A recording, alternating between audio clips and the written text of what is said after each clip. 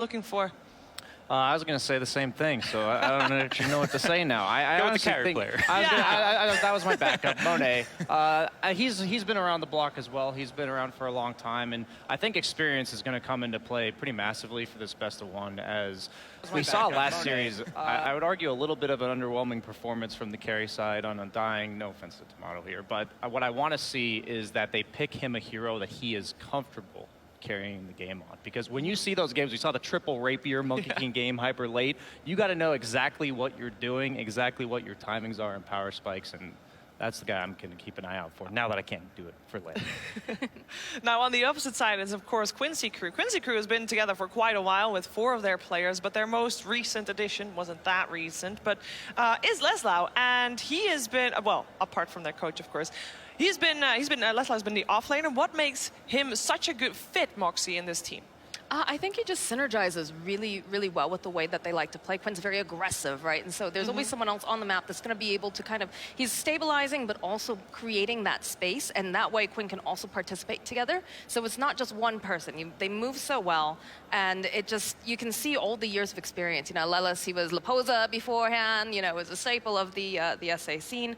And it's really wonderful to see this international Dota happening. We're starting to see these overlaps of the South American and North American players. And sometimes, you know, they start going even all the way over to Europe, which we saw in the DPC as well. So indeed, it's a good player. Yeah, and this is actually his first international. I mean, he's very experienced, but on the international stage, a freshling, a newbie. Here, gods. The other side, we got White Album, also newbie. How big of an impact do you feel like that has on the players? I think for some of the young players, I mean, often you see these, like, you know, veteran captains really try and seek out the young players. Often they're going to play with less nerves, more fearlessly, just because they're kind of too young to know better. Obviously, you know, the most memorable being like Sumail when he first won TI, but I think there's been a lot of examples where these really young players just seem to not get as affected by the pressure as much as others. If anything, like, I look at the players who seem to be affected by pressure. I look at players like Quinn, who's really underperformed this tournament. Some of the players who've been around a bit longer, and, you know, you have a bad tournament or two, that's going to be in your mind when you're playing at TI. It is indeed going to be in your mind. Quincy Crew, they have improved a lot. I think one of the things that I mentioned was that their most recent change is the coach. Kezu only added pretty close to TI. You'd argue that maybe there's not enough time for a coach to come in and actually make a big difference. Brian, what do you think of adding a coach this close to the international? It's a little bit questionable to me, just because a team like Quincy Crew hasn't had too much international experience. Yes, I know they were at the majors, but I feel like they didn't get to show what they're truly capable of in their strategy so far. They've been bouncing back and forth, and I think that's a factor of they came in the tournament with not exactly the perfect meta idea. And I think the coach does pay off in the aspect of the adjustments that they made towards the end of the group stage that made it look like they had a bit more of an identity. Yeah, and there he is as Kezu on your screen. One of the things that is very similar for both of the teams on stage is their position 5. Obviously, we mentioned Lanham already. He started out as a coach for this team, specifically for Aster, and then turned player just over a year ago. And now he has a coach with him, Mad, but if you look it up, Mad is actually not listed as a coach. He's listed as an assistant coach because Lanham still coaches. Now, when you're thinking about Quincy Crew, for a long time, this team did not need a coach because they have SVG, now LOA, who is the coach. And he has been coaching Quincy Crew from the position 5 role. And so maybe, gods, you could consider Kezu not the coach, but the assistant coach? Absolutely. I think that's a really good point. I don't imagine Kezu's coming in. He's not the guy who's going to be in charge of the draft. It's LOA who probably has the final word. He's still the guy in charge. It's still, you know, his team. I do think we saw in his interview they are a bit more democratic than most teams. It's not like the way that it's structured with some of the Chinese organizations where you have the one guy who's drafting, who's in charge and kind of, you know, moving the chess pieces around. With Quincy Crew, it's going to be more that collaborative, like players kind of deciding what their own hero is going to be and everyone having a voice when it comes to the draft. Yeah, there's one aspect that we haven't really talked about at all for all the best ones so far. This game, one best of one Dota game, you know, could be 20 minutes, could be 70 minutes. One Dota game, extra $200,000. And I mention that specifically for this game, Moxie, because Quincy Crew is one of the very few teams that does not have a official sponsor, like their own team, right? How big of an impact has that? I think that definitely puts you at a bit of a disadvantage, but you have to remember a lot of these guys, they've been playing together for so long, and they also have a very capable manager as well who's been able to assist them and sort of, figure out what they need. But it's definitely, it's not as comfortable, right? The idea that you don't have someone, necessarily paying your bills if things go not so great. I know that I asked them during one DPC, I said, what do you guys do? Do you guys have to work? And they were like, no, we can't do that. We'd have to, that'd be insane. We're playing so many hours of Dota. If we had to work on top of that, we would never be where we are. And that's a hard difficulty for them. Yeah, extra pressure to do well here, because an extra 200K means you can play Dota for that many more years, right, Brian? It's a thing. Yeah, it's not just the 200K that you get for the single victory, but they could go deeper. Yeah. Why stop at the 200K? I mean, it ramps up pretty fast. Yeah, absolutely. I think all these players, they're one of the teams that felt the TI being delayed a year the most.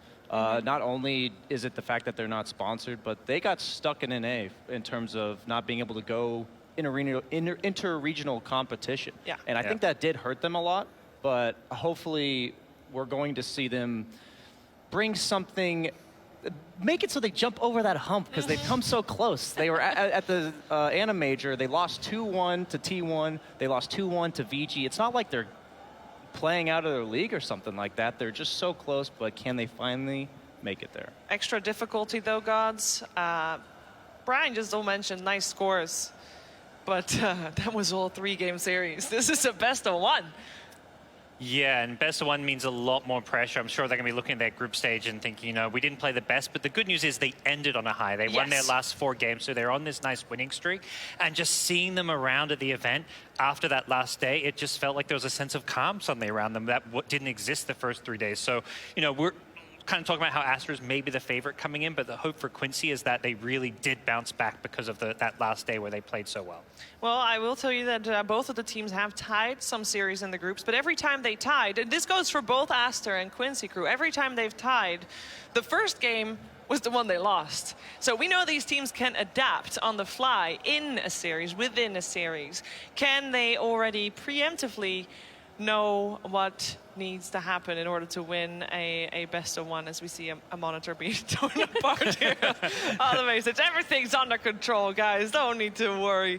There's only $200,000 on the line. We'll make sure that all the players feel comfortable enough to play to their heart's content and to play the best Dota that they've ever played, because that is what is needed in a best of 1 to be able to make it to the best of 3s. Then you can breathe a little bit more, right, Mox? Oh yeah, I love best of 1s. I really love them. It's awful, right? As a fan, you're watching and you're like, oh God, the entire time your heart's going up and down. But you really see just how passionate and how hard these teams are playing. These players, they want this. They're hungry. It's TI10. We haven't had TI in quite a while now. So this is their moment.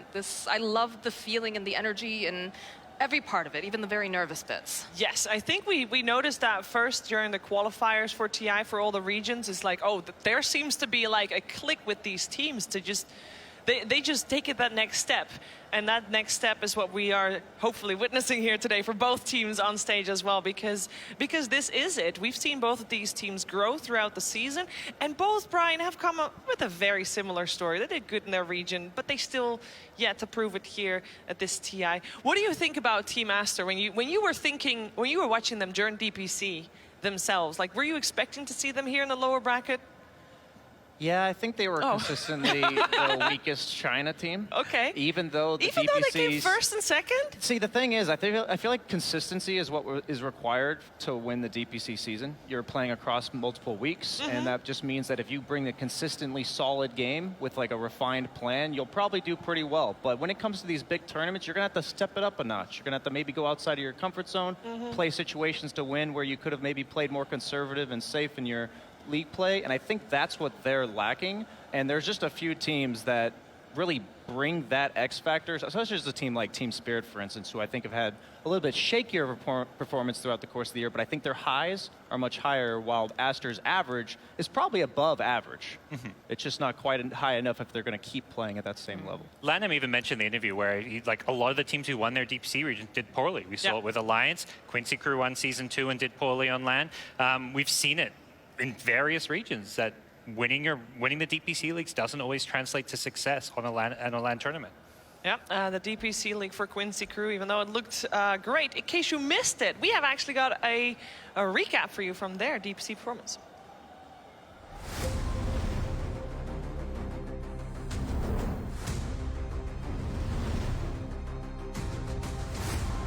Yeah, but timing here. They're gonna go for this fight. This is deadly. Gotta be super careful about that BKB. Silence onto one. They caught Quinn, but from the low ground. Leslau has ulti if he wants to drop it, but Spike Carapace is too tough. No, he gets it on the three. Is there enough damage here? Trying to get that stun follow-up. Takes down Ice Ice Ice. Looking for crit now. Oh, and they do have him in their sights.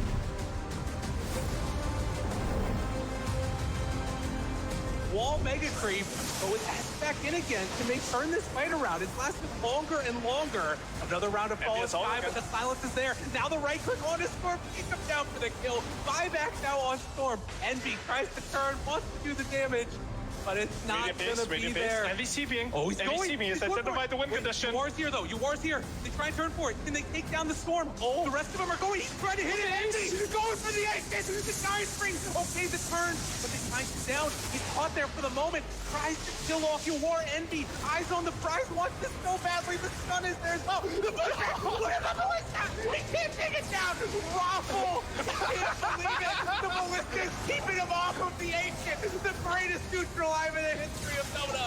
And they don't get thrown. Leslau is in the base. GG is stalled with the crew. They take it down.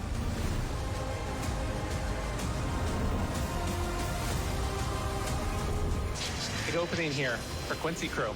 Arteezy's taking a lot of damage. Disruption with the hit. Right clicks coming through now. Oh, the stun, Cogs push back afterwards. Now in some trouble. Arteezy, look at the damage he's taking. The flicker away. Gotta back out. Ice Ice Ice back into this one, trying to take down Leslau. He just got his 25 talent. Shroud, Yuar in trouble. Yuar going down. Yuar dead. Has to buy back, but Rapier on the deck. The turn. Can they kill it off? They have two of them on Arteezy. He's going to do so much damage. They're going to turn and get the Reaper sight off in time. Arteezy dead. Yuar flicker saves his life. Has to back away. There's the disruption. They have some more. Abed taking damage from Quinn. The little shredder in the back line, able to fight all the damage in the world. And Ice Ice Ice goes down to boot. Everybody's gone. They got him again. 21. Toss buyback is too much. They just lost the toss buyback. Oh my god. And Yuar, the big carry, ending it. GG call. Oh my god.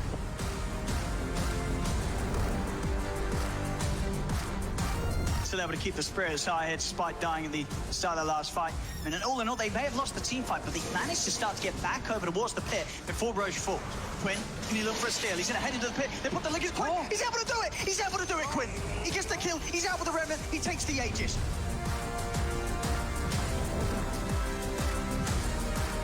3 versus 5. And I do believe that this is going to be GG in No Ping's favor. Matthew? Ravage. See the Ravage onto Viper. They have the splitter at the follow. He gets forced out. The Sunder save. Nice Sunder. Beautifully done into the Satanic. So Yuar is very safe and sound as Dark Magoo looks like he's going to go right click down. Can No Ping actually finish this? The Ancient not quite low enough to actually go for this. Ancient then pops the BKB. Trying to go for all in here. I don't think he's going to get it. And Quincy Crew looks like they're going to somehow win this game. I don't even understand what I watch.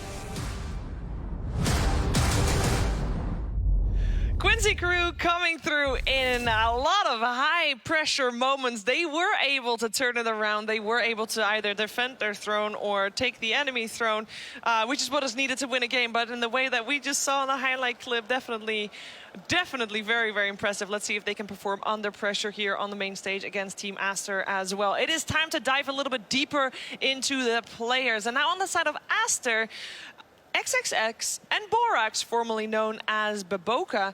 This is their third TI together, Moxie. This is a tried and true offlane duo right there. Yeah, there's actually a whole like little phrase that they use for the two of them because they're actually called the Sakura brothers. The what? Sakura. What So does it mean? like a cherry tree. Okay. Because they're as dependable as like the seasons changing, right? These are these are two players that have been on Aster since the beginning. They're untradeable assets. They will always be there. They're constant. And I just think that's like such a cool thing. You have this foundation because the guys are all going off. They're like, oh yeah, the mid player, the core player. Like, you know, this is cool though that they've stuck with it from the beginning. And it's crazy too to think about the fact that XXS started very, very young as well. He was actually, I think his nickname, I'm probably going to butcher this. Apologies in advance. I'm going to try. Xiao Shui Shang, which is primary school student, basically. Because when he was 16 years old, he was getting so good. His brother actually went on some forums and was like, yo, my brother is so good. How does he become a pro player? And he's still like this little tiny kid, you know? Like, he wasn't able to play during the week. His parents are like, no video games during. And then the weekends were the only time he could play, and he was that good. It's crazy because actually me saying like, oh yeah, he's got 3 TIs under his belt, but he's 22. Yeah, he's a baby. I don't have any excuses anymore. Everything I've ever said is a load of crap after hearing that he can only play for the weekends. And when Baboka broke out in the scene, he was an innovator. He was one of the people kind of like setting the 4-position meta, playing these weird. He was the first to do the 4-position monkey back before it was a thing. He was playing all kinds of weird, wonky heroes that other fours ended up copying from him. Yeah, and a little bit of tidbit in case you're wondering why he changed his name from Baboka to Borax. That is as a tribute to 2-time TI champion Jerax, also, of course, a position 4 player. So that's it's kind of cute. Wow. It's also a cleaning ingredient. Borax is also a cleaning ingredient. Kind of like Bubbleca because it's got a nice bounce to it, but that's a nice tribute. It is a nice tribute. I like that too. Also, one thing that a lot of people might not be familiar with, these two teams, Aster and Quincy Crew, have a little bit of a history. Now, 4 of the players of Quincy Crew used to be in a team called Chaos, the same roster, just different name, and Leipzig Major. They were in the lower bracket. Best of 1 was played against Aster on stage. This one successful for Aster. A little bit of a different Aster roster, of course, then, but still a little bit of a history here in best of 1s with these two teams as we are very soon ready to get going. Don't worry, you might not have time to grab your coffee or your tea or your any kind of beverage of choice. Maybe if you run really fast, actually. Maybe if you run really fast, you can get yourself hydrated, which you probably will need, considering the type of games these two teams are playing. Gods, these two teams are playing some very active Dota. Yeah, for Quincy Crew, they love to play around Quinn and activate him early. Unfortunately, they've kind of misstepped and made some weird plays that didn't quite work throughout this tournament. But for them, their playstyle is very much kind of 3 playing around Quinn. Once he comes online early, you know, the spirit heroes that he's well known for. Really heavy emphasis on rune control and playing around the mid lane and just going for as many kills as possible. Yeah, and I'm glad you're mentioning Quinn. We're going to see him play on stage right about now. It is time for Aster versus Quincy Crew. Team Aster versus Quincy Crew. Game 1. Team Aster versus Quincy Crew, game 1. But it is a best of 1, so this is where they need to bring out all of the strats. Here with me to talk about this game are amazing Dota geniuses. It's Radiant's turn to pick. What does that mean for this? Yeah, definitely. China was defining the meta for the last 6 months or so. However, not perhaps Aster, especially not in TI, because of the problems that they had with their roster. However, now with White Album being in his full force, first, you expect a Weaver. Right. That's the first thing that you expect from them. They literally play 3 heroes on that position 4, and if the Weaver does go through, they will pick it. So what makes Weaver an instant pick for them, specifically for Aster? They I think, almost always play it on 4. Maybe they played 1 game of Weaver 1. But Borax is extremely capable position 4 that always likes to be doing nasty stuff. He likes to be cutting the backlines. He likes to be killing your couriers. He wants to have that one spell or one item that changes the game completely. And you will see this Weaver buy an Aghanims eventually. If the game is right for it, he goes Vessel into Aghanims. Suddenly he has a different dimension and he's saving teammates left, right, and center in team fights. I feel like he's also the kind of player that I expect him to early pick his hero frequently. Like back in the day when he was playing under the Bobo tag, he was playing Monkey King every single game. And then after Monkey King, he was Earth Spirit. So he seems to have like a pretty one-track mind when it comes to heroes. Just a limited hero pool, but he probably plays them extremely well. And that seems to be his playstyle more so. I think Aster's probably the team that figured out China. You know, they're probably the team that knows how to beat like LGD. They're the team that knows how to beat Vici. But they don't seem to do as well when they go up against other teams. And after the interview with Lanham, it kind of makes sense, right? He understands the Chinese scene for really well because he's been playing there for a long time. So I think that's their weakness, but also their strength. So if they get matched up against maybe like Elephant or one of the really big dogs drop down to the lower bracket, I think Aster will look really strong against them. But what about the side of Quincy Crew that they picked Rubik and Ogre Magi? So I think when you see Weaver nowadays, you kind of can almost expect Rubik. I think Rubik's like a pretty standard response, and I think it's one of MSF's better heroes. And I think what they realized throughout this tournament was that they needed to put MSF on more comfort heroes and heroes where he can shine more and he can play more according to how he wants. And when it comes to the Ogre, he's just a stable safe laner. He will buff up one of the heroes later on if you have anyone that benefits from that Bloodlust, which they, I assume, will have. But most importantly, he will be that strong force at the safe lane, which will prevent the offlaners from actually having a good time. Meanwhile, Team Aster actually first phase is Storm Spirit. This is a throwback to not only the last series, but Singapore Major, right? Storm Spirit was picked up quite often, even in the first stage. And yeah, I'm interested in seeing how well White Album will perform on the hero, considering that he has now fully recovered, as I have read. And in full force, this man is a beast. He is young, and pressure might get to him a little bit, but I'm sure he will perform on one of his signature heroes.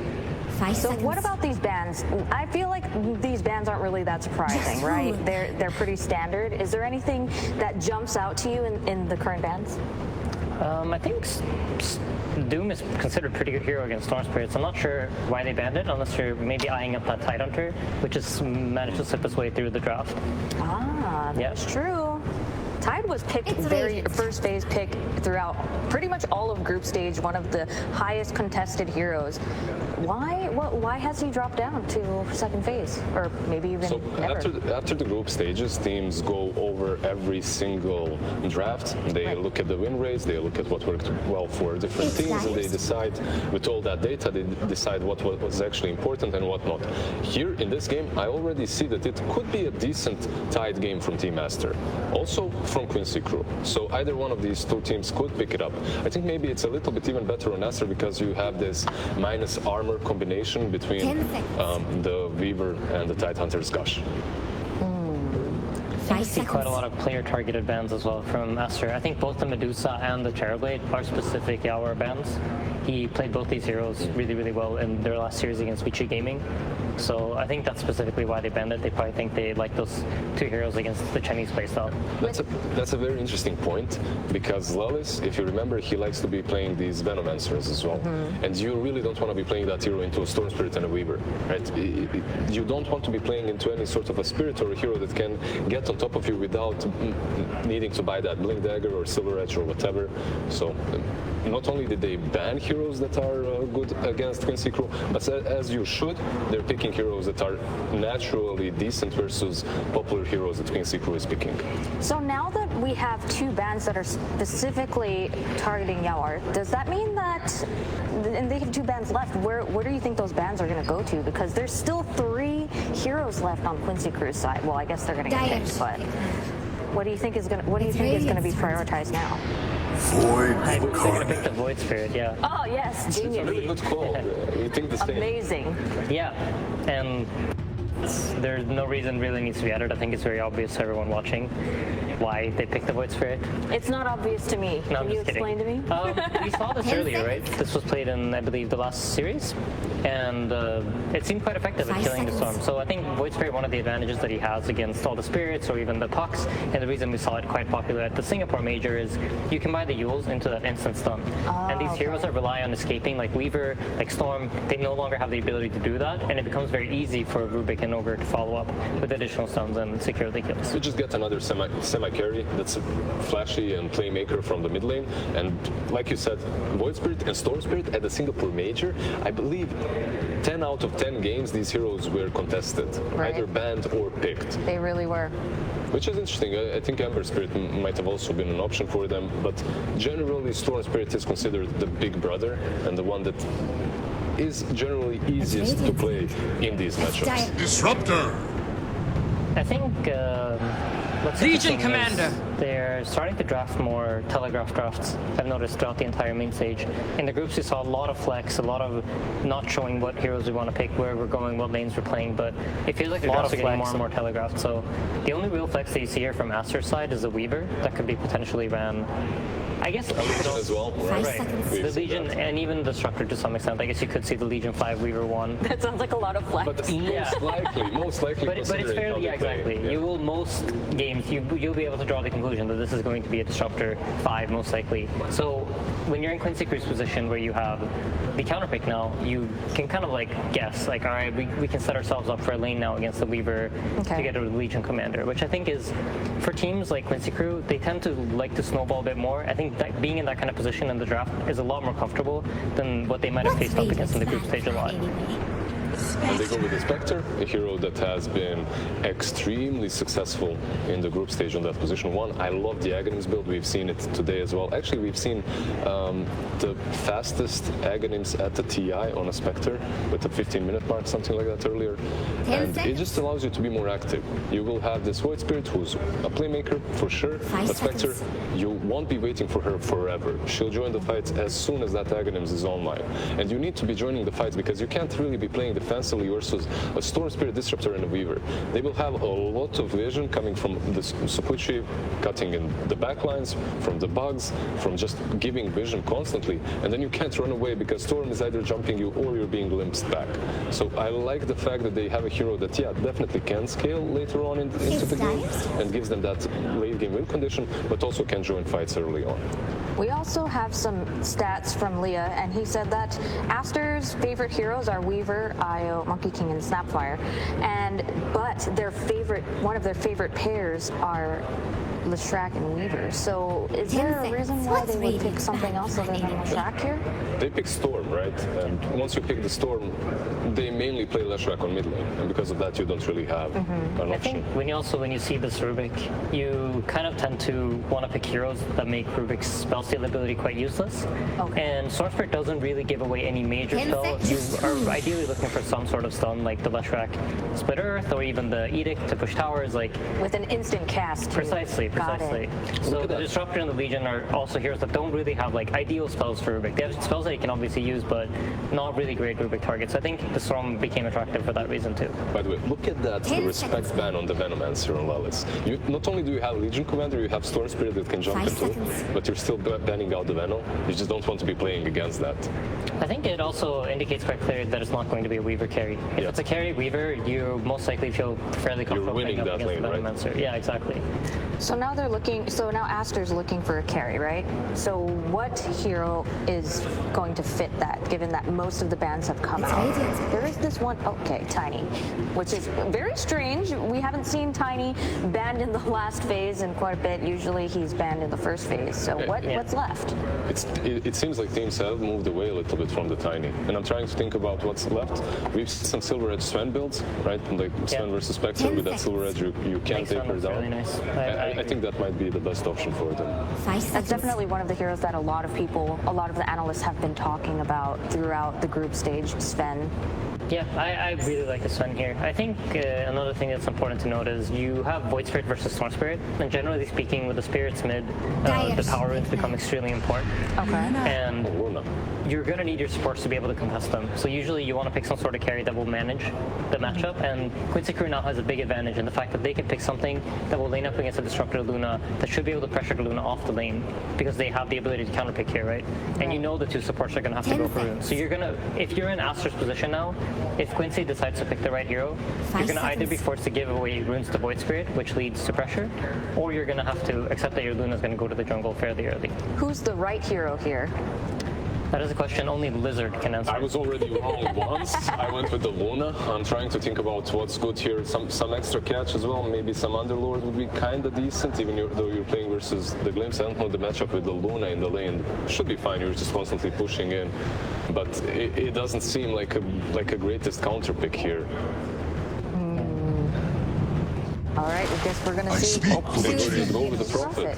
Yeah. So I think kind of similar to the series we had before, I think Quincy Crew has a good draft, but they're going to be forced to play the map game, and they're going to have to make Aster run around them. Because if this game plays slow, I'm sure this Luna is going to outfarm the Spectre, and at that point it'll be very hard for them to fight into their ball. Quincy Crew are definitely on a timer. You have this Prophet that can TP mid, that can pressure the Storm before he hits 6. He's probably going to be building into that Orchid, just constantly pressuring the map. If they manage to do that and buy enough time for Spectre to hit that Aghanim's before the Luna hits the critical timing, I think they have a solid chance. Do you think we're going to see a lot more aggression from Quincy Crew as a result? They have to do this early because Aster has the late game. Do you think that, so that means they're going to set the pace of this match? Is that I think if Quincy Crew doesn't set the pace of the game, they're going to have a very hard time. All right, well, we will see how this match plays out. But first, an interview with Sir Action Slacks and Quincy Crew's new coach, Kezu.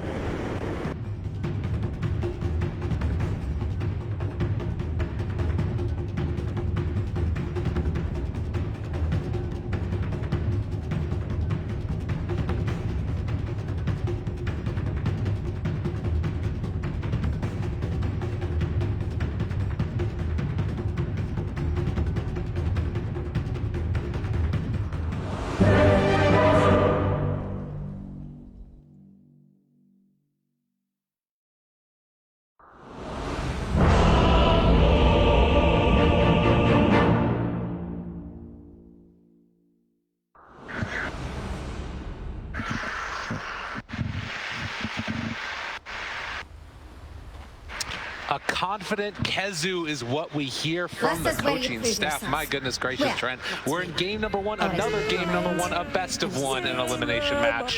How are you feeling about it? Are you confident with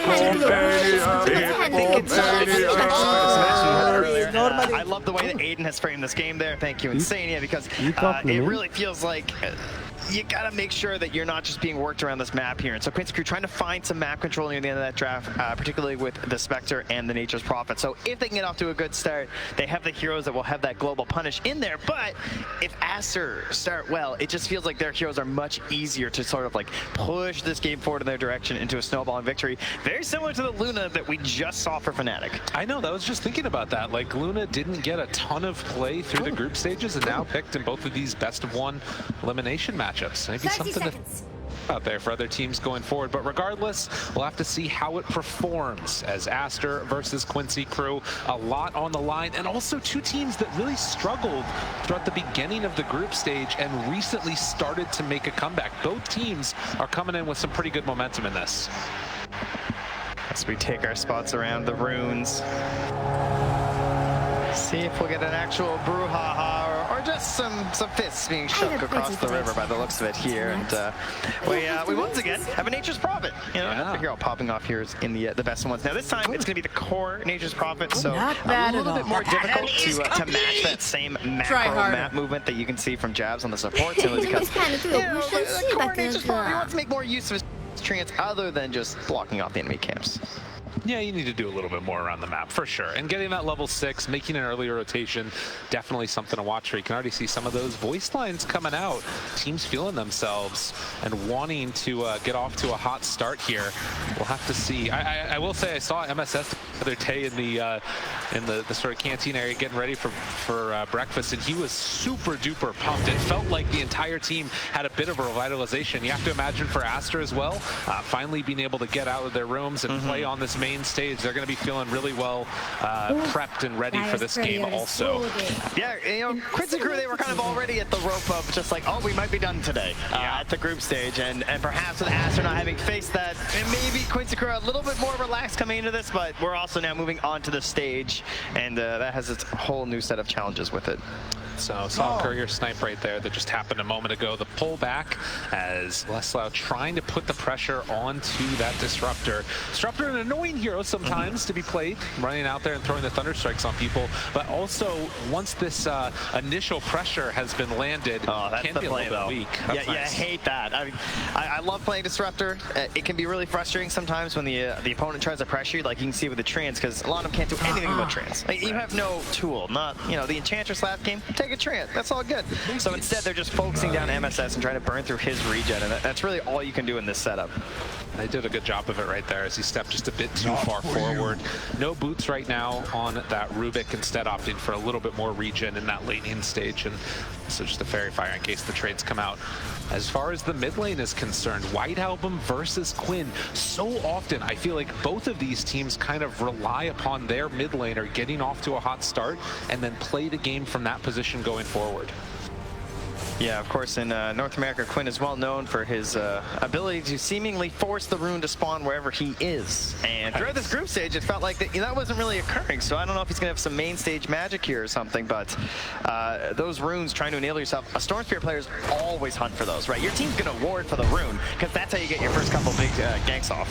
As we'll see a stun get thrown out there onto Borax. XXS on this Legion Commander. Another one of those heroes that has started to pop up a little bit more often with both the flex potential and, of course, XXS very accomplished on that one as well. This down bottom does look like there was a TP in, actually, so I don't know if this is going to be scouted. The Borax movement. This is a really nice play because the wave's pushing it up top, so he doesn't need any help up there. And of course, yeah, that's a good go. Moving in onto Leslau, able to find him, trying to TP out, and able to get away. Not too bad there by Leslau. Well, the tree won't be feeding here today. Nicely done, Leslau. Good counting of the stuns to ensure he'd be escaping. And of course, with the Nature's Prophet, he can come right back in. A lot of heroes, that's a lot of punishment to TP in a lane like that. Maybe just stay and try and go for it again. But Nature's Prophet always going to have that avenue to come right back on it. And in the meantime, as you said, mid lane, all right, good. Careful, careful. As Quinn thought about going in more, Borax in the area reveals himself there. Now they're able to get in for that deny. So Borax making a lot of movements around to try and help out these other lanes. Yeah, could ensure the bottle is filled here as well for White Album, I'm sure. And the fact that Legion is not being punished for this at all right now. We're all coming mid, by the way. Wait a minute. LOA, he's like, all right, I'll come help too, don't worry. Oh, he's got top, MSS has got bottom. Oh, but he doesn't got it. Borax stole it right under his nose. But in the end, it's not for his mid, right? He didn't take the bottle or anything. Yeah, exactly.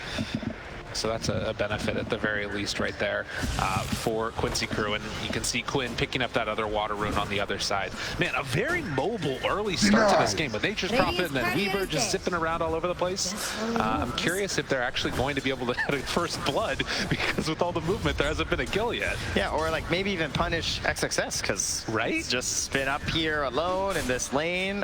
He's absolutely killing it on the last hits right now, and I just see LOA like running through his creep wave at the moment, so it's tough. He's now just heading on back to the small camp because he can't seem to contribute quite enough there. Of course, you have a Dispel on the Legion, so you can't really like stack up a bunch of the Ignite, so just trying to bring that lane even further towards the tower for Yawler. And it's very interesting too, right? You think about the history of what Quincy Crew's team has been like, and it's very much a win the lanes and then struggle situation. Right now, they're the ones that are behind. Aster doing a great job, mainly off the back of that Borax movement, as White Album pressure is going to come on to Quinn, able to catch him with the taunt. Good amount of damage out here. They won't be able to do anything else. Such a tease, you know? It's getting there, but we've got the wand available and the sticks, so. Does have to walk home though. Well, that's going to open up opportunity for Quinn here for the level 6 to be done before White Album. Still low bottom, and let's easy for him as he was able to find that kill. Some momentum heading over to the side of Quincy Crew there, as mentioned, Quinn now at that level 6, so would love to get the 6-minute rune here and try and be prepped for a kill. Can imagine there'll be some focus on that from Aster. See if they can actually help White Album get it this time, as well as get his level 6. Looks like Quinn's just abandoning the mid lane for now to go farm some neutral, so that will be there for White Album at the very least. Quinn, can he get this one? We'll see if he gets lucky on the spawn. It's going to be up top where White Album gets an invis. Yeah, TI Quinn, he doesn't have the rune spawns. I don't know what it is. It's an NA server thing or something. In the meantime, I haven't talked a whole heck of a lot about Yawor up here top, and while XXS has had a completely free time of it, Spectre also getting really good farm on this top lane. And again, not all that much action earlier. They're going to try and do another punish here onto Leslau. They will have Glimpse available for Lenham. This is more like the best one we were kind of talking about before our first match with Fnatic and Undying. You know, you expect this hesitancy, this more, you know, staying on your own side of the map sort of deal, but a no rush 10 minutes, if you will. Yes, exactly. Of course, at any moment though, that can start popping off like down bottom. There, Leslau, got to be careful. Chase down, and with the right clicks coming through, they're going to find that kill on the offlaner. We're just simply outnumbering each other to go for kills, and our mid laners trade damage back and forth the whole time. Support's just bumping into each other. And we're just 1-1 at 7 minutes. Easy peasy. Glenn accepts one of those items, and are they going to try and make any pressure happen? It's interesting, right? Because normally what I feel like we're seeing is the Nature's Prophets TPing to other lanes, but he's actually getting rotations coming to him instead. Oh my god, that is an early armlet on XXS. Straight armlet, no boots. I mean, when you're farming this well, you're just sitting in the wave, what else do you need, you know? They keep nerfing Helm and all of their options, and you're just like, yeah, okay, I'll just go armlet, you know, we're back to this. And obviously Legion Commander just a fantastic hero from the item in the first place, so really suiting any offlaner that can go for it at the moment. As LOA caught in the woods, not going to make any type of move though towards him. And it is instead White Album farming up this hard camp here. When you're vortexing the neutrals, you know, it's just a slow one. Exactly. Borax goes on in for the rune, and it's Illusion. Illusion invisibility. Quinn stuck up top there. Quinn no runes Callahan. Nothing good happening to Radiant's middle tower. And of course, without the runes, the kill potentials are very limited. So it's farm up central. Where do we see that first movement? I mean, I guess that's one of the things is like, if there's not an overextension, it's really hard to find any type of action. Yeah, it's, you know, maybe it's a good thing in the end that they're not diving too deep. You know, this Legion Commander, if you want a TP for a kill, good TP. That's a lot of mana used too. But, you know, let's say you try and dive this Storm or dive this Luna. XXS is going to shove you. It might be slow, but he hits pretty hard. That was a fast hit. Nicely played by Leslau. Come in with that ulti at the last second. Combos for the push. And now, time to try and take that top, or rather bottom tier 1 tower. You can see immediately, you weren't wrong. It's make top as well. Jex thinks Radiant's bottom tower is about to fall. Bart will back out, has the Falcon Blade done. Queuing up that Aghanim Scepter. Stupendous. And Monet wanting to stick around bottom. This is interesting. The fact that he's allowed to do this. I mean, Quincy Crew, are they going to commit to try and make any moves? With the ward down there, Aster feel confident keeping their position 1 in the lane. I imagine they'd love to make some sort of move right now, just because, you know, Yawor has the Haunt right now, he has the Falcon Blade. He's going to be working towards that X for a long time, so you wouldn't mind hopping in for a kill at some time. They scout the Luna though, nighttime, so has that extra vision, and we'll see Quinn making the move. So that puts the signal on that time to back out for Monet, and will go to farming in the jungle. This is the nice part about having the Luna at this stage in the game. Sort of times up nighttime vision with making sure no ganks come through. I feel like Death had so many good opportunities last game on the Legion Commander to press the attack, and XSS has been given another pretty nice game for it here, particularly versus that Nature's Prophet, because he's rushing that Orchid. And the rune is up top instead, but the pullback is there. Trying to find a kill. White Album pulled in, and the Haunt is enough for the finish. Quincy Crew making some moves, and now keeps going. Looking in the jungle for Monet. Y'all are playing very aggressively. Zone out, you know, I want this farm. That is a bold move right there. And the glimpse pulls back stolen, and MSS able to run down Lanham. Oh, denied that one as well, the regen rune. That would have been huge if they could have gotten that one earlier. Yeah, an alchemy there for the Storm Spear at the very least for Aster, so also hard to turn around some pressure like this from the Quincy Crew. And Borax here just kind of shakuchiing through. Oh, people moving in. Yeah, and that long TP, there's no chance that White Album can anything else done. So the catapult going to do some damage to the tier 1 tower, but then called off afterwards. And Monet still staying on that bottom side map. Yeah, not able to get the rotation in towards the Ancients quite yet either, of course, which Luna's love to do. Now, mind you, XSS does have that armlet, as you mentioned, so he's quite capable of farming whatever he wants on the map right now. And E.O.E just playing bodyguard right now to Yawar's. He wants to kind of try and play down in that same part of the map that Monet is going for as well. So they're going to bring over White Album. And they decided not to. Okay, back to the mid.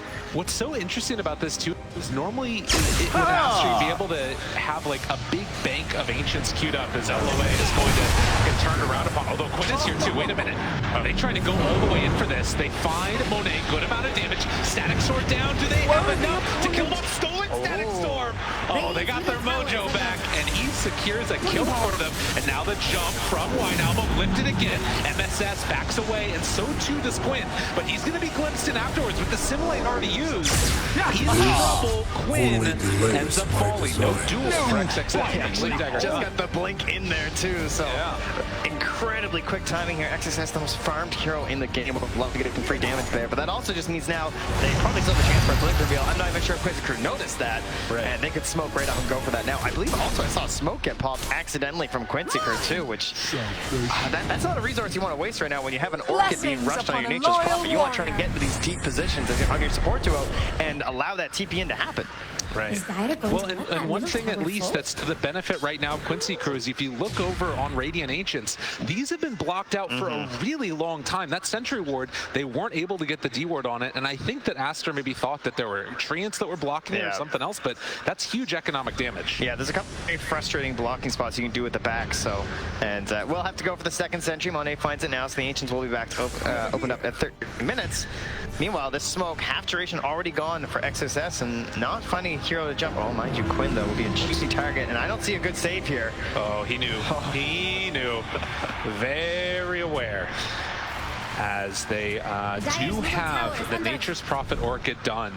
So Leslau waiting for an opening where will present itself. And look who's there to help set it up. It's MSS already having the Shikuchi level 4 stolen. This is why you pick the Rubik into the Weaver.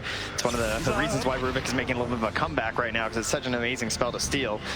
And XSS will not find an opportunity to jump on him as MSS is already back to the mid lane. This part that's a little bit tough is, of course, only having that 1 point right now in telekinesis makes it a little bit more difficult to get the lift into Orchid from the Nature's Prophet, but we'll have to see how it goes. This game is tense. It really is. Like, we're staying on our side of the river, like no one wants to go the other way. Oh, goodness. And I'm going to do a good job of killing off that Tramp before it can get in there to block at the 14-minute mark. So very nicely done by Aster. Now smoking a break. This will turn into a very quick pick. I think his foot was touching the water. I think they're keeping their territorial waters sovereign right now on Quincy Crew, and of course very important to not allow your opponent to block out those camps, as you point out, because we're in a bit of a stalemate. And if you're just farming your side of the map and you have one less ancient camp, well, mathematically that's not good. That's mathematics right there. That's as far as our math skills can go. That's true. NA Classic. That's Borax and XXS going to run through the river together. Hoping to find something. Again, the Treants, they're off to do their job, locking out those Ancients. But will Leslau get caught? Walk forward. Borax jumps in, and he be able to save this. But can he do it? I'm not so sure. Sakuchi through. Leslau lives. There's the Orchid, and now MSS trying to chase. Nowhere's there. Pullbacks maybe to them. Anything to slow XXS will be able to get out of that one. Not bad at all. And at that, a 3,000 gold lead is starting to open up for Aster. And MSS missing out. Gucci does now have the press the attack, so what you could actually see here is them baiting out Quinn. This is what you tend to do is Rubik, right? You take your spell and you hope that you have to rethink about like what your hero is. And Legion Commander players, of course, they love to try to bait out another core, right? Make them dangle him out there a little bit, as some of our friends would say. So I imagine that's what MSS will be looking to do with Quinn. Just don't make a save. Absolutely. A little tip out there for you support players. They tend to not want to go for another dangle when you let them die the first time. You're not wrong. As Borax there, he's scouting. Yeah, look at this. Walks in afterwards and the attack. Nicely played. That Orchid reveal not getting what White Album hoped. That's MSS. being the playmaker in this one. The panel talked about the fact that they felt like they wanted him on a stronger hero. We saw a lot of trees. No more trees. No more MSS trees. Rubik's the way to go. Yeah. With me. And in the meantime, though, you can see Monet, top of the net worth. This Luna has been pretty much free to do whatever the heck she wants this entire game. And will we, of course, find a similar situation to our last match? Now, mind you, last game, like by now, with the Luna, you already saw so many group up plays, and they were just moving together as one, storming that tier 1 tower in the mid lane. Aster not able to find that, partially because of the great map movements here from Quincy Crew and just pushing out those lanes, but also just like the slightly greedier stance that Aster are taking. They're not trying to force it that hard. I do continue to worry about some of these gang possibilities for Aster. Easy kickoff there, LOA, just catching the gank. Yeah, and that is okay as a support, you know, to tank some of the ganks like that and try and slow down the smokes and the aggression as they try and hunt for your Spectre. But if they can transition this into an actual tower, that's where it becomes a problem.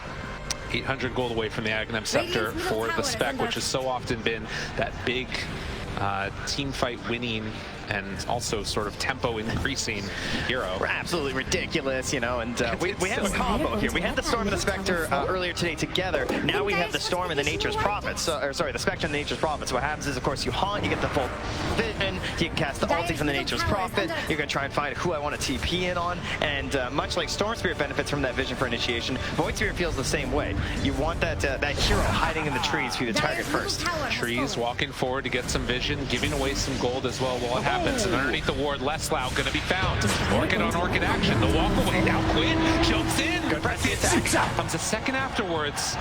And White Album going to live through that one. Dude, this is on a knife's edge right here. These fights are so interesting because we have so many great tools, and you know we have to be like keeping an eye on what's available in this deck of cards and in the stack and what's happening. We're throwing Orchid cards, we're counting them with press the attack. Rubik's looking to go for the steal.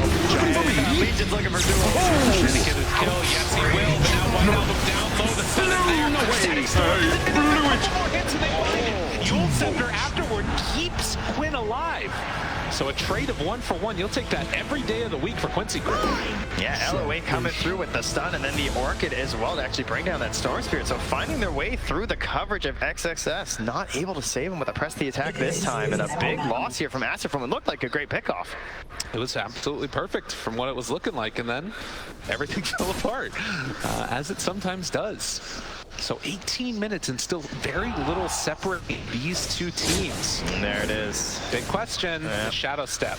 I believe we had the fastest eggs just this morning in terms of like TI main event. Of course, a relatively new build, so we're popping up, but I mean, that thing was like 15 something, you know. This is relatively on the later end, but getting there eventually, and now they're going to find some kills to tune up the network. Those are the kills Quincy are looking for. That's what Aster wants. That was perfect. 40 dual damage now for XSS. Wait a minute, though. He's got to be careful here to jump in from Storm afterwards and find a target. Quick back away, but they're going to get another kill, this time on to LOA. And just like that, Aster find the kill, going to go into Roche down with the BKB online for Monet. This is that timing you were talking about. This is a very different temperament than last game. Last game they forced a lot of issues early. Instead, Aster been much more patient. They know they have excellent initiation. They can kind of wait for you to sort of approach them a little bit more, and then they're going to go for that really quick punish. Maybe they haven't gotten any tier 2 towers yet off of these kills, but going in for the Roche is really going to help that. That's exactly what they're hoping to do on Aster. This game is looking a little bit dicey there in the middle part, but now looking pretty strong, and the next couple of minutes we'll see how Aster decide to play. Denying the mid tower by Lanham, and what does Quincy do? They're grouped together like they want to fight, but interesting choice here as well from Aster, right? We often talk about Storm Spirit with the Aegis being this like amazing hero. It can really enable your mid game by taking this, but instead this kind of goes back to, again, putting the Luna in the front, right? They're really going to be gunning for this tier 2 towers by putting the Luna straight up there with the Aegis. And how do you play that fight as Quincy Crew? I mean, you basically have to go for the backlines, which is not an easy proposition at all. No, when you have a BKB Luna and she's fast, that you try and go to the back line, she's going to get there. She's going to BKB, she's going to run at those heroes that you're trying to jump on, and you might find yourselves dead. And we've talked about how much Borg Borax has been able to do in this game on the Weaver. Getting towards that Aghanim Scepter now, things looking very, very dangerous. I've definitely done him a disservice this game, considering he's only 1-1-3. I feel like whenever I look at him, he's shakuching on the map and just getting information, right? Yeah, it's not probably like necessarily like a ton of kills in the moment and everything, but he's delaying moves from Quincy Crew. He's, I mean, they have amazing wards down as well from the side of Aster that he's helping like give Lonham the idea of like where to go to place those. And then you always got the bugs, max level now, and very scary combo with the medallion. Look at that Radiant scan. They know they're right on top of them. And this is a smoke without Haunt for 35 seconds. So yes, you're gonna have the egg, so you can be a little bit more aggressive. But obviously Haunt, you know, gives you that real power force here. And when you're fighting into H, they're not looking for all 5 heroes without Haunt. That's for sure. Ooh, this could be an interesting pickoff, but you can see White Album. It feels like he knows what's coming. I mean, again, those deep wards, right? Like they just have so much information about what they're up to on the side of Quincy Crew. So White Album will show in the mid, and as that happens, the rest of Aster starts to rotate towards the Storm Spirit, playing safe as can be. At the same time, you're seeing Quincy Crew not really lose out that much on the map, it feels like. The lead is not expanding hugely, but maybe with this fight it could be a move. They're going to try again, right? You know, we stalled it a wee bit, but they're going to force the fight into that off lane. Still 2.5 minutes left on the Aegis for Monet. That's going to farm him towards the Scotty, and then they're looking for White Album to get that BKB. Definitely White Album would definitely be a problem. XSS is going to have to make those big saving plays, but with the Blink and the BKB, expecting him to be there. Leslau's there, jump forward, duel, could use the BKB, Static Storm, everything dropped. And with no buyback, there's no chance for Leslau to get back into this fight, but they're going to take it nonetheless. Shadow step in, yeah, we're on top of one. Quinn backs away, Borax still there, and E.O.E thinking about walking in on this, as Aster have used a lot of resources.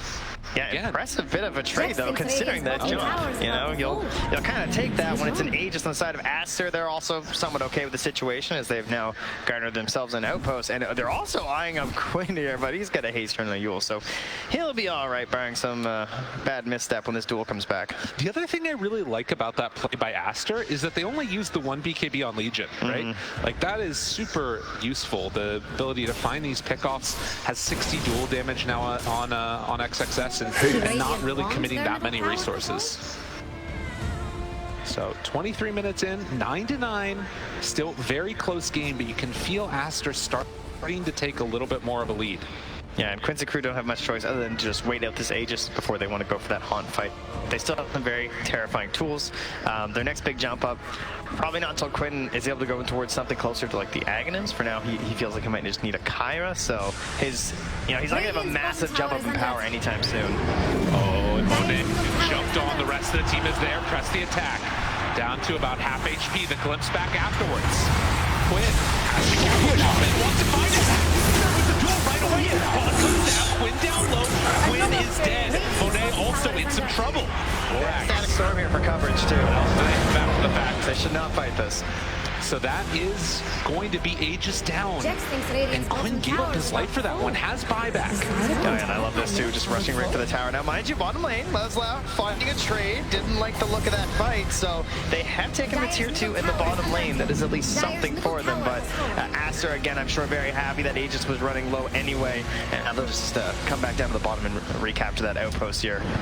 This is the thing, you can see Quincy Crew, it's just little pecks away at their net worth over and over again, and Aster build up this lead. Oh, they're gonna shadow step into this. Do they go for any extra fight? This is without Quinn. Yeah, the Glimmer Cape there too. So many defensive tools from Monet, just shoving them in the front line and daring Quincy Crew to engage fully. I mean, this is looking maybe a little desperation-y. If they try and go into this direction, they do a glimpse storm from the roof. But now the turnaround and finding E.O.E, he's gonna get caught and he's gonna get dueled and killed. And Quincy Crew not really sure why they're chasing there. It was a long chase with little payoff, but again, it's the wards killing them. They saw Leslau just go up top. There's a ward in their jungle, spotting that he couldn't actually come through because he TP'd in up there, and his TP was, obviously he's not going to be able to use the TP scroll to get down to that fight too, so easily able to jump onto to E.O.E without much fear. I mean, I'm going to be honest, like, wait a minute, Monet. Press the attack. Looking for more Quinn. Yule Static Storm down in trouble, and Quinn caught again. Ends up falling. XXS done so much damage. I was going to say that you look at Monet, he is so incredibly strong right now, but really XXS is the one that's winning these fights, whether it's the pressing attack or 100 dual damage at 25 minutes. I mean, this is scary. It's the whole team. And now it's going to be Borax there too. Like Lanham's covering him with the Glimmer Cape. He's got that. He got the press attack from XSS. And now they have an Aghanim Scepter from Borax. So and over here, Radiant's top I don't know how they kill people. It is very. I mean, you need a haunt. You need to see where the Weaver is. You need a target. You have to burst down the Weaver first, right? 1700 HP. Has the Aghanim Scepter. You have to hope you can get the full disable off. But again, you know, they're going to be focusing down on you. So the way that Aster are just playing right now, grouping up together and pushing, it's you just have to look at last game of Fnatic. You saw how that can win a match very quickly and why it's so hard to deal with. Well, and Monet continues to farm, getting toward next. There's going to be a window here where, like, oh, wait a minute. Oh, that's a big kill. Yawar going to be found and going to be killed off. Just farming in the jungle, didn't know where to go and got bopped. MSS takes down Lana, but that is not a trade you want at all. Yeah, he did his job, right? He got the Spectre into the squad, and of course there is an issue with this build on the Spectre. It's harder to get into some of these tankier items. The Aghanims gives you much more offensive capabilities, and the HP's okay, right? But overall, you're gonna have some issues playing against some of these heroes when you can't get those earlier Mantas. Blessings upon was so close to finishing off that Manta style at that point. I'm thinking about how much that could have changed that dynamic. I was talking about it, the slow chip away and the slow buildup of Aster. Now a 6,000 gold lead.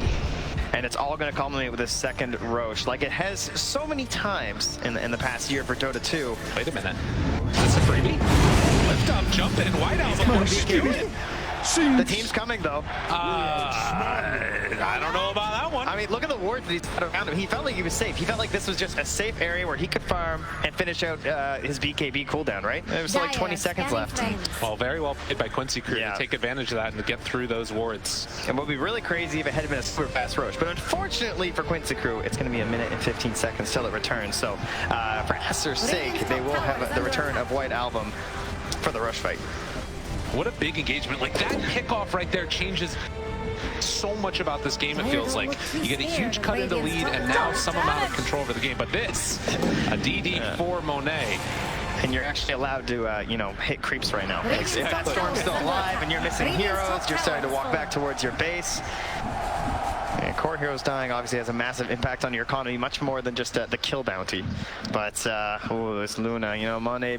Yeah, the stalwart driving force at the front of this bus. Now up to level 20, has the plus 100 Lucent Beam damage talent, and is looking towards a Satanic. And when that is done, and if the Aegis is claimed for Aster, you've got to imagine they're going to feel so confident moving towards that high ground. Well, it is going to be a fight and a half, depending upon if Quincy Crew will be able to contest for that Roche, as Monet still the one up front and center. They needed this Silver Edge on Leslie. Like, Quinn is playing this this very mobile and around the map sort of hero, sacrificing his own farm. He's not going for the next big item. He's not going for the eggs. He's not going for the BKB. He just wants the Sanj and Kaya. He's piecing it together one by one through all these little pickoffs and mostly these little depths that he's also finding. But now the Roche is there. The Shard is up. And how much information do they have on Quincy Crew? Not a whole lot, but they are swooping in behind. They got the right movement. Quick enough, though. The movement is just a bit too late. And with that, Aster get the Aegis and Shard. The Trans do spot them at the very least, and of course that Shard going to be given right over to the Luna, so it's going to be the bonus attack. And Aster, they're not messing around. They want to run right into this one and take this fight. Quinn, the smoke breaks right on both of them. The jump to the back line. Fight Lana, and the time lapse. Both of them used. Maybe a fight that could work here. They used everything on this last round. Away, walking away, but going to fall. Okay, that seemed okay, but they still don't want to go for the jump in. As you mentioned, many tools used by Aster, but if you don't actually go for the haunt and you don't bring in the Nature's Prophet, I don't think they're really going to get that full punish on that you might want. And Aster very confidently running down your mid lane. And what is the plan here from Quincy Crew? Because they're going to start knocking on the door mighty fast. This hurts. This one hurts a whole heck of a lot. Pushing bottom. This is his answer. Hoping to get a little bit of a counterplay. Don't know how well that's going to work considering it's a Luna, but does have some chance to spawn the pull back in, time lapse. And that's only a 20-second cooldown. How do you punish this? It's incredibly difficult, but you can see the counterplay right now from Leslow. He's taking that bottom tier 3 tower. And Yawar's even staying nearby too, of course, has some help that he can be globally available as well. So Aster, the push and pull here, I'm not sure where to go. Leslow keeping him in this game though. You can see this pressure down bottom has completely forced back Monet.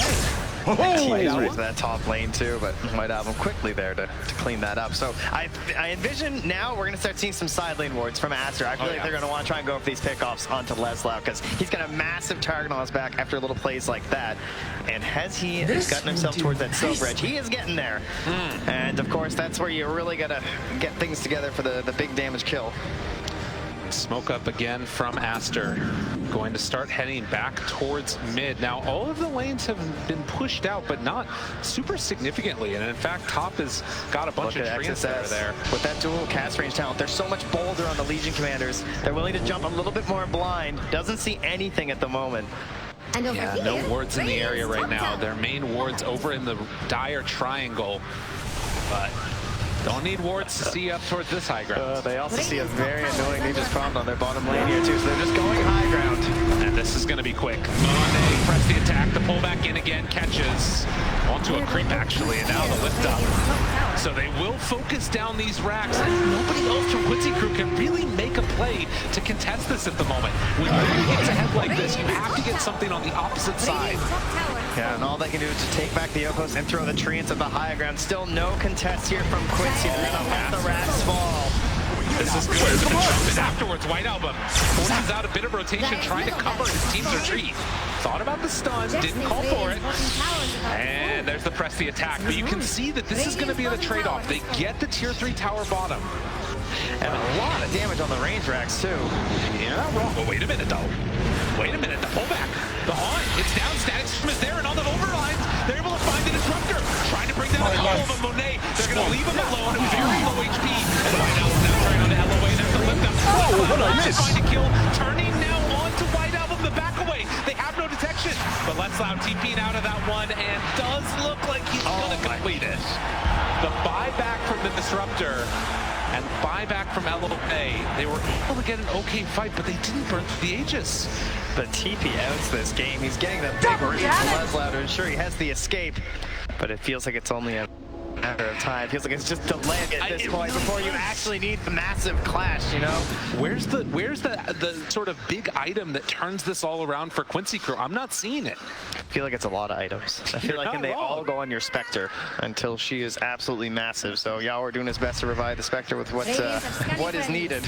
Delay, delay, delay, but will it be enough delay? Because you can see right now, 8,000 gold ahead of the Spectre is the Luna. Like, that's a big hill to climb. It's tough too because Nature's Prophet core is so item based, and obviously, you know, he's doing great on Leslow. He's the top on his team, but you're kind of hoping to be that like second big hero on your team, right? In these situations, but he's been forced to take up so much of the farm because he's the only one who go really deep now. Oh, Borax actually leaving where he is. He's quite near Leslow. Still gonna head on out of there and go to that bottom lane, gonna join the team and pushing this tier 2. Not caring about Leslow. They're kind of going for the ignore the Nature's Prophet strat here. It's true. Look at Dagger's bottom tower. I mean, if you keep taking these buildings, it works pretty well. The other thing is that besides MP, there isn't really another tower hitter on Quincy Crew. We gotta go another layer here. We're pushing creeps to the base. They gotta find themselves another one of these great pickoffs when someone comes back to push out one of these deep lanes, like when they got White Album the last time in the bottom lane. Now, I say that, mind you, and they are at least successful in their first mission. They have delayed out past this Aegis, and the game is still going. They're down the racks. Not good, but you're still alive. I think that, again, the thing to consider for both of these teams is for Aster, this is a moment where so often they've been the ones that have been knocking out other Chinese teams. So often they've been the ones that have been eliminating them and then, you know, getting a good amount of criticism from their own community from it. And hoping now to actually be able to get some work done. They let the creeps get a bit too close. Yeah, and that's going to be the punish that you see there. So hoping to finally actually get some results at this TI would be such a win for Aster if they could make it happen. Again, though, this great vision from Aster. A little technical issue here, but they know where E.O.E is right now. They know he's farming up inside the jungle, so right at his Ancients could potentially see some movement there. Currently, their lane's in an okay spot. We got creeps all the way down through that bottom lane and doing all right in the mid, as well as pushing out top lane too. So could see a smoke here from Aster in a moment. Definitely, and obviously want to make sure that all these players are able to play at the highest level, sort out these technical issues as quickly as possible, and get back into the game. But to sort of expand upon that point that I was talking about before, you know, in much the same way that for Aster it was this, you know, needing to perform well on big lands, the same situation exists for Quincy Crew. This is a team that has been to multiple TIs under various different organizations and not had the results that they wanted on the main event. Yeah, they've started upper bracket twice. And both times they were knocked out by OG. And this is the first time that they're going to have to be coming in through that lower bracket and be in a situation where they would go out in the best of one's elimination unless they're able to turn this back around here. Best of one Dota. It's one of those things that just like the pressure of the moment. You can't even imagine what it's like for all these players to be working at this point for 2 years and have it all defined potentially for you, whether it's success or failure within the scope of just this one game. It's potentially devastating or amazing. Yeah, the discussion of like relaxing and just like playing against any other game, I feel like it's become a more and more common topic for pro players as they discuss like you know, the sort of discussions they now have as teammates. And best ones have got to be the hardest one to put that into your head, right? This is just another game of Dota. This doesn't mean anything. This is one very important game of Dota. Absolutely. To put you one step further in TI and of course themselves to that best of 3, because you know some teams they just perform better on the bounce back. Some teams they learn a lot from a loss, and all you can learn from this loss is a lot of pain and suffering. You're not wrong. It's a sad way to put it, but we keep it happy here at TI and the best of ones. This is the problem, right? Is that it's like in these best of ones, it's all battle and it's all bloodshed down in the bottom. The upper bracket, it's like, oh, you can make memes about it and stuff because you know they got more games to play. There's no meme in here. Competition is the greatest thrill, and so someone needs to lose for us to have competition, and this is the necessity. So. Thank you. Too true. To the losers. To the exiters, my mistake. That's right. There you go. The exit bracket. That's the one. Yep. This is the exit bracket for sure, as we are waiting for this tech issue to get sorted out here. Again, just state of the game, 15-12. Aster in a very commanding lead at this point. You can see Dota Plus, 80% win probability they got it set at. You know, that's actually surprising considering Spectre. Usually you get a little bit of a buff there. Maybe that is with the buff. It's not a good side for Quincy Crew. Usually it's like 10% kind of over the how you might actually feel. But then, you know, Spectre, of course, famous for many comebacks in very recent TIs. So could find themselves in another one on that long list of successes. But it's going to be tough. And MSS, this is going to keep the mood light here. Exactly. You got to make sure everyone's staying engaged. And I mean, it was him who paused. So if he's chat wheeling, I have to imagine we're getting close. Maybe that's the test. The chat wheel is the test to make sure everything's working. Maybe that's what wasn't working. You Maybe know what else we need to test? Got unbound. For all you people that are out there, you know, you give the cheers in the client. That's how we need to test to make sure that everything is working. We'll see it up there on the screen in just a second. I like the floating letters. You do? Yeah, it looks nice. Wow, absolutely. When they're really going, you know, fire off to the sides. I didn't even notice that. I'm going to be completely honest. There's more focusing on the game itself. But yeah, it's sort of this, again, oh, look at them. There they go. It's only the NA broadcast, though. I don't know if the Chinese broadcasters listen to us that much. I don't think they're listening to us. No. I think they have more interesting things to talk about. Yeah, I think that it's worth, again, reiterating just like how strong of a like dual save you've got on Aster at this point with the Luna up front and center, and like how important this Aegis is. And they're going for the triple save play in a sense, because rather than going for that ever discussed Aghanim Scepter, Monem currently at least is actually eyeing up a BKB, which I love. Okay. Because that gives him everything. Right? I mean, eventually there's going to be a Basher, but if you can force the Basher, like the Abyssal Spectre, to jump on you as Disruptor, you've already done your job. Yeah, I'm completely happy with you at that point. Yeah, it does feel like he has just sort of stood as such a strong stalwart force in this one. Lanham being able to, you know, force either the fight on a bad term. I think again about that Yawar kill inside the Dire jungle when they're running up there, got the glimpse back, get the kill. You know, whatever the case ends up being, this is that hero that can punish mistakes in a way that it doesn't even sometimes feel like you made a mistake. It was just, I was just trying to farm there. And he got caught and killed.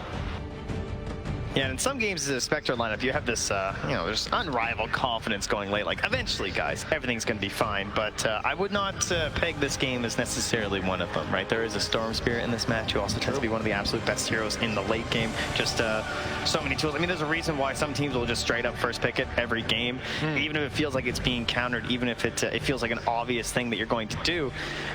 Storm Spirit has movement. It has freedom. It has freedom almost unlike any other hero in Dota 2, simply because you can point, click, go. Oh, and speaking of point, click, go, we're gonna go right back into this one, Trent. I got the segues. You nailed it, man. What a brilliant performance. And as we get ready to go into this one, hopefully we will be able to see this next Roche fight and how it up playing out, right? You've got the potential there for not really a sneak, but it feels like at every stage Quincy crew haven't been able to come in. Oh no, they were in the cross fight. Yeah, they were ready. They were ready. Big play. Now that's a Dota classic. Yeah. They pause, you run at them, because everyone loses that brain image of where the minimap is. It's something that it flows the entire time you play Dota. You're always just thinking, okay, they were there, and they could possibly be here, and you're thinking about how far people move, and then it's like this big eraser just wipes all the chalk off the board, and you don't remember where anyone was. And well, sometimes it's a pretty big punish, and they instantly go higher. This would be an absolutely massive punish. Look at the smoke supports way in the back. And look at this, down bottom, there's simultaneously pressure being mounted by Leslau. They're going to glyph up the wave down there as he continues to beat away at these wrecks. Oh, those creeps in the top lane, Leslau. They're also going in over there. The lift up now. Monet going to get time-lapse and press the attack. They have a window. White Album jumps down onto the Rubik, able to get the silence and the kill. So 2 dead. They do a buyback on Rubik, but at the same time, he's going top as well. Leslau, he's got the tower. I mean, Aster, they got their eyes on the prize. They want to end this one now. Go for the tier 4 towers. You got to fight him. Rubik, he's back into this one. Have Aster gone in a bit too deep? They need to commit now because they've already lost those other racks on the other side. The chase down, looking for a minute. That goes the duel there. Oh, gets the kill, but he has buyback. Buyback comes down for both of them. Chase down for more. Wanted to kill off that road. The jump forward, the finish. They take him down, and now killing off White Album. Have they been able to open this one up? It's very expensive, though, on the side of Quincy Crew, and there are buybacks here from Aster, but what a hold there. It Wow, that was huge. Now, again, you have this big win condition where Quincy Crew only have 1 buyback left on this Nature's Prophet, and Roche, it's a long spawn. Oh, that's gotta hurt. Is indeed a painful one for them, and you know, there's actually a little treat left in their base from Aster, a ward that got dropped down in this fight here, but you can see that pressure that was on them looking for the base race plays. You can see how it really forced the hand of Aster. They felt like they had to do something special. Oh, wait a minute now. In these best of ones, things always become so tense, and they gotta try and force out the buybacks. You get it from the Luna, you get it from the Legion. Tier 2 dead, Tier 3 assaulted. White Album, he's jumping, testing the waters, but going to back out. How crazy is this? It's down to 4K gold lead now, and more importantly, like objective-wise, you can actually see a pathway for Quincy Crew to win this off the back of just a little bit of insanity for Leslau. Total chaos factor coming into play here, and now we're going to be looking towards that Roche and wondering what'll be there as well. True. Gifted from Roche. Either team, I mean, imagine an Aghanims for Storm would just be probably the best that you could get here. Oh man, this is that tense moment here. You've got the Aeon disc done. They're underneath a ward. Aster going to D ward now. But those like little random walks into a vision, it could so quickly go terribly. And now, if you're Aster, you also have to prep for potentially pressure on the tier 4s and throne of their own. Smoke up. 4 heroes gonna go around the pit. Still a minute before it's gonna respawn. Leslau in vision, but will back out afterwards as they try and hold this area. Another smoker from Quincy, but they're playing blind. They don't see anything ahead of them. Trying to do some vision and scouting with these treants. Monet. All they can do is push the waves, right? That's their vision key right now, is trying to get bottom lane shoving it, top lane shoving it. They see the Storm down there dealing with it. Press the attack now. That's the big haunt. Looking for more. What can they find? There's the jump in. The duel on the other side. Able to catch on the ledge up. Trying to blow up and they kill it. They buy back now on the Legion. White Album BKB, but the chase down is coming. Quincy Crew streaming in. And White Album, where you going? As they run him down through the mid lane. Get the silence. They're dead. Are you guys gonna play the game? That is some illegal gameplay. Unbelievable. As they got their eyes set for these tier 4 towers. The emotions are just staring at each other. They're not sure what to do. The call's been made. They're running for the tier 4. Don't worry, he's ready. He knows he's hungry. He wants a way to move on in TI. As the tier 4s will fall Aster. How quickly things fall apart. GG. Easy for less. Unbelievable play. Takes the profit to put the pressure when they're coming to your high ground. He's knocking at the back door, and they didn't know what to do. They panicked, and Quincy Crew pulled an incredible fight to stay above. I mean, that game looked like they were in so much trouble. Unbelievable.